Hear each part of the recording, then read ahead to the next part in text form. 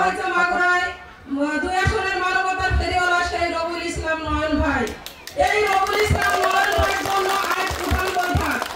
এই উঠান বৈঠকের জন্য আমরা যারা মা বোনেরা ঘরে ঘরে বেড়াচ্ছি, ঘরে ঘরে যাচ্ছি, আমাদের কিছু নেতা কর্মীরা আছে যারা অতি ইসে যাতে মা বোনেদের বিভিন্নভাবে ডিস্টার্ব করতেছে। এই ডিস্টার্ব যেন না করে তাদের কাছে আমার বিনীত অনুরোধ থাকবে যে ধানের শীষের ভোট চাচ্ছে এরা অন্য কোনো কিছুর জন্য যাচ্ছে না।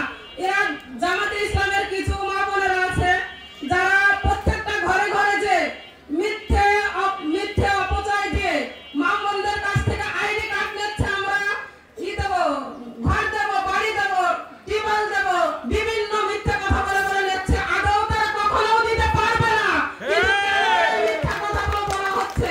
আর এই মিথ্যা কথা যাতে না হয়, আমরা যাতে দেশনায়ক জনাব তারেক রহমান সাহেবের হাতকে শক্তিশালী করতে পারি, আমাদের বেগম খালেদা জিয়ার হাতকে শক্তিশালী করতে পারি। মাগুরা 2 আসনে মানবতার ফেরিওয়ালা গণমানুষের নেতা, যে নেতার হাতে যদি এই মাগুরা 2 আসনের এমপি হন, আমাদের দেশনায়ক জনাব তারেক রহমান সাহেবকে বলবো যে স্যার আপনি আমাদের মাগুরা 2 আসনে এই নেতাকেই দিবেন, যে নেতা আমাদের মাগুরার মানুষের পাশে দাঁড়াইছে।